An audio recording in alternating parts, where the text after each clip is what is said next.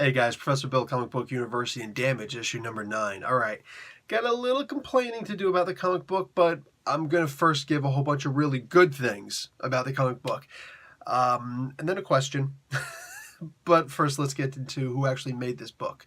Alright, so this is Doing Damage, the conclusion. This particular issue is called Overt Warfare.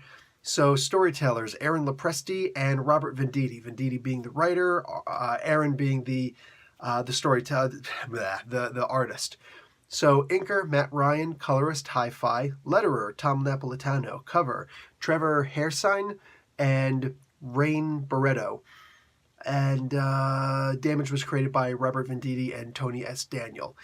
Okay, so this comic book felt really short. There was a lot of action, and comics where there is a lot of action usually feel short. But I did get this on digital, and when I counted the pages digitally, including that double-page spread that was in here, I only counted 19 pages. I'm pretty sure we're paying for 22 pages. What the F, dude? What the F? So that's my question. What the F? That being said, this was a wicked knockdown, drag-out brawl, and this really reminds me of a Batman and Superman versus, the world kind of book, because Damage being the heavy hitter, all right, the tank and the deeps, the deeps DPS, and then you got your rogue assassin over here in the form of Unknown Soldier. I was very sad that Unknown Soldier is not going to continue joining Damage, because I think that's a really good way to get this book to continue, is to have Unknown Soldier being that X factor in this book. I love him being in the book, and him just being that veteran, seasoned soldier with the younger soldier that is Elvis Ethan Avery. We've never fully established which one is his first name, Elvis or Ethan, because both have been stated, including in dossiers. So maybe they're perfectly interchangeable. So, yeah, again, this was a good amount of fighting. You got to see that all of the soldiers, if you can even call them that, these weapons that are hanging out with Colonel Jonas, they're just a bunch of punks. They're just a bunch of bullies. Every single one of them. When they're in a position of power, oh, they're the tough guys. We're the authority. You have to listen to us. But when all of a sudden it's like, oh, yeah, I got a gun to your head. Or, oh, hey, you attacked me from behind and started beating me up, but now I've got you by the neck. All of a sudden there's, wait, I'm sorry, I'll stop. Oh, I'm going to run away. You bunch of sissies, lily-livered cowards. No, you're a bunch of bullies, and you got punked like bullies. Now what? And honestly, I'm kind of hoping that means that we're never going to see them again, because I'm done with those characters. Another character I'm done with is Colonel Jonas. Colonel Jonas gets to the point where, like, at the end, this could have gone in two different ways, and I'm telling you right now, I'm not happy with the way that it went. So here, before I get into all my feelings and whatnot, what basically happened is that Damage is about to kill Colonel Jonas, and he should have. He should have, considering what was about to happen next. She's like, if I can't control you, then fine, just kill me. Just kill me. And I'm thinking to myself, she's got an end game here, all right? She's trying to figure out. And of course, the Unknown Soldier's like, don't do it. You'll be just like her. You'll be exactly what she wants you to be. You'll be that killer that she tried to make you into. She goes and says something that I'm figuring she's purposely saying, even though it's an obviously stupid thing to say, but she's saying it because she's trying to get a rise out of Damage. She says, I never promised to make you a hero. I promised to make you a soldier. Yeah, the moment he was finished with basic training in AIT, he was a soldier. I'm pretty sure anybody who's a colonel should know that. But anyway, you look at this, and then he decides, of course, to not kill her. And you realize that she doesn't turn around. Like, in my book, one of two things should have happened. Anyway, what happens is he leaves, and on the way out, she says, I'm still going to make you into the weapon that I need you to be. Crap, so she's not going to change? Like, there's nothing, that she's just going to keep coming the way that she's been coming at him? That's boring, man. That's boring. This is not a General Thunderbolt Ross. This is a Talbot. Talbot was never a main character. He was never a main villain. You know what I'm saying? He was never. And I'm including what happened in Agents of S.H.I.E.L.D., the TV series. Man, he was never a main bad guy. He was always just a punk, and that's what Colonel Jonas is at this point. So the way that I would have personally done this is one of two different ways. One, she realized once he doesn't kill her, she says, "You really are in there, Ethan. Wow." Like what she said earlier. It's like, okay, you're not the weapon I need. And then just walk away. Or something to the effect of, if you ever need my help, and make sure that you need my help, then you know where to find me. Otherwise, I'll still be keeping my eye on you. So, something along those lines, and then just walk away. Walk away. Hey, you want to come back? Have her come back, but for an actual good reason now, instead of just, you're my weapon. Now she realizes he's not her weapon. But no, instead, Damage walks away, and, you're still going to be the weapon that I need you to be. She's so two-dimensional by the fact that she went and said, and it wasn't a joke when she said it, the only way to stop soldiers from dying is to, make sure that that we have a weapon like you. I've had 0 casualties since you. Once again, the whole, I know exactly how many soldiers died. I've lost count of the wounded. Does that include paper cuts, really? Because, so...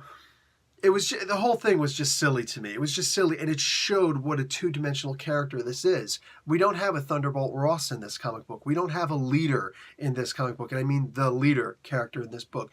We don't have some of the amazing villains that he's had. We don't even have an Abomination.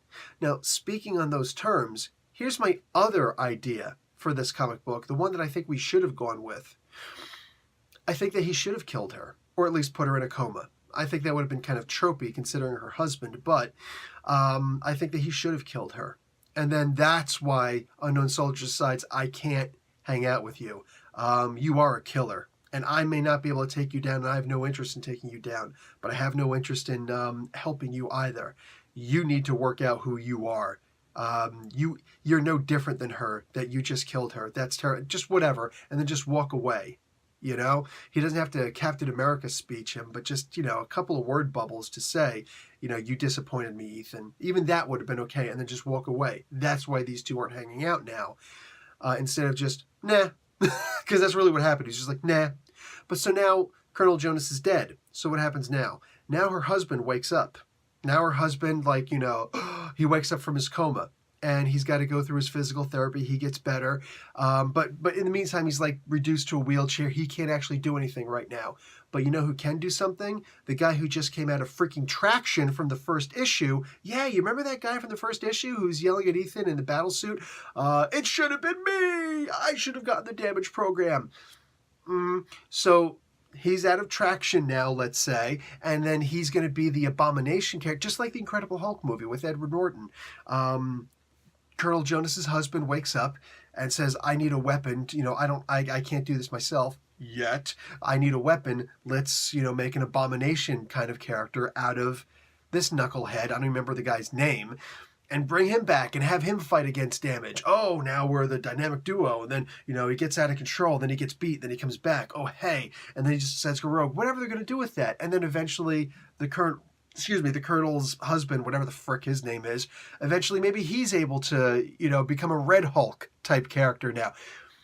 The whole character of Damage is a trope. It's all just an exact replica of all of the different Hulks that have existed in Marvel. All of them. So why not just go full balls to the wall and actually do that with Damage? Just a little bit differently.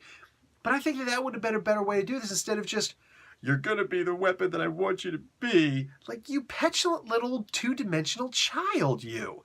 I have no interest in ever seeing Colonel Jonas again. Ever, ever, ever. You see, look, I love to hate characters, fictionally, like Mariah Hill and Amanda Waller. They're evil characters who even the redeeming things you find about these characters, it's all in a very negative connotation where it's like, wow, that's cool. I would hate this person in real life. I love hating characters like Maria Hill and Amanda Waller.